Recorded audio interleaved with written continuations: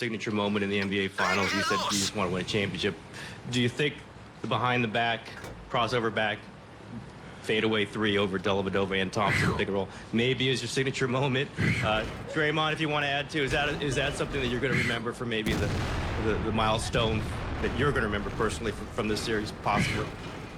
I mean, it was a fun moment, but it only means something, and I have a better answer for that question after we win the championship, because signature moments only come for players who are holding the trophy at the end of the day. So I can sit here and talk about what a great play it was, or what a turning moment it might have been, but we have to be able to back it up and finish the job. So it helped us win this game, and hopefully, after our next win, we can talk about all the great moments in the series. Draymond, your thoughts on that play? I'm not going to go into signature for, the reasons that Steph just gave, but it was an incredible play, and I enjoy watching it, from my front row seat. Go last three, Jeff, and over here.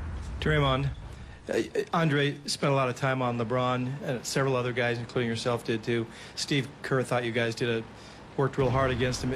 Is he so good that you guys can play well defensively and he still gets 40? Yeah, that's the player he is, He's been there for years now, so you're not going to shut him down. But if you continue to make him work hard for each and every bucket that he get, it takes a toll on his body. He does a lot for this ball club. On top of, he's not a guy that take the defensive end of the court off, so he's constantly working, and you just want to make him take tough shots, make him work for those baskets that he get. If he get 40, he get 40. That's, like I said, that's why he's LeBron James, and you can go throw a triple team at him, he'll probably still get 40, but as long as you make him work for those 40, then you got to be satisfied with what you do. And he took 34 shots and got 40. 15 for 34 is still a great percentage, but, that's kind of what it's been this entire series. He's going to be aggressive to score, especially with, some of the guys that they have out. And we understand that, and if he's hitting shots, he's hitting shots. You got to live with it and continue to make him take tough ones. Dan? Draymond, there was that moment in the second quarter where you got fouled by Dellavedova, and it looked like Andrew kind of calmed you down and maybe kept you from maybe even getting ejected. Could you talk about that moment? And you said you've been playing angry. Were you angry at that point? I was a little angry, at what took place. I'm really not going to get into it. It is what it is. The play happened. I thought something went on the play, but hey, it is what it is. We got one more game, hopefully, to try to close this series out, and that's my focus. I'm not really going to worry about that play that happened in the second quarter, although I was upset when it happened. And did Andrew calm you down a little bit? Yeah, he did. So I was upset and just wanted to be heard, but he didn't allow me to be heard, so I eventually knew I just had to let it go. Last one on the right. Draymond, in the last minute, you embraced Steph, said something to him. Can you share with us what you were saying? I told him if he ever steal my rebound again, we're going to have to fight. And you may think I'm lying, but situation, man. That's what I told him. Don't come steal my rebounds, bro. I thought it was a heady play, a fouling situation. He did tell me, I won't go into that, but I think I 2 shots, I'll knock him down 2, but I need to get that ball. It was going to be a hot potato anyway. He was right there, but yeah. We needed to play tonight, give ourselves a chance to win.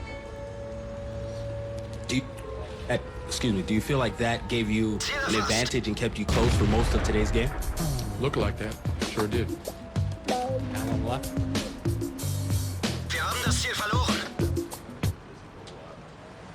Starting with a big hit between J.R. Smith and Draymond Green.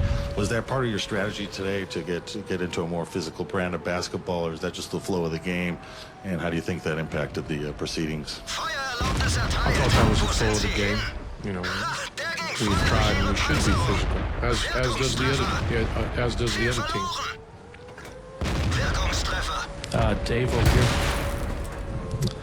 David Benjamin, ESPN.com. David, the rebounding in the playoffs for you has been a pretty telling stat. I think you've only lost one game where you out-rebounded the opponent.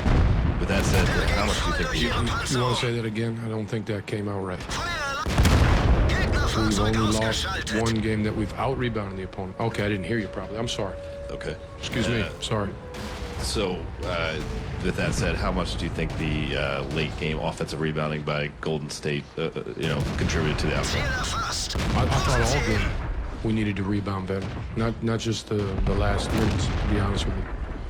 No question that we needed to rebound the ball better. Was there any of a cumulative effect there? It seemed like it was possession after possession where they were getting offensive rebounds in the fourth quarter. Over here in the center, third row. Well, Go ahead. Coach Rahan Shahbazyan from Vavel.com. When Steph Curry gets hot like he did, what more could you guys do to stop him? that's a good question. That's really a good question. There's not a lot you can do. Honestly, he made some terrific shots. Now, there were a few that we made mistakes and we went under or we didn't stay connected.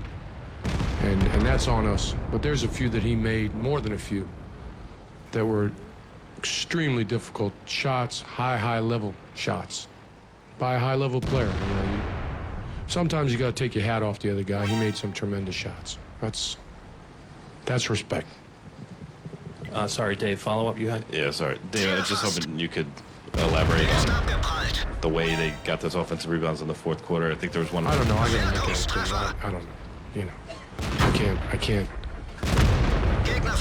I can actually remember every play, but I can't sum it all up. It seems like that when you force long, hard shots, the ball falls far from the basket. It doesn't fall necessarily in within a close distance to the basket, and sometimes you're just not prepared and locked in at the same level to get those balls that fall between the dotted line and the three-point line, and you need to be.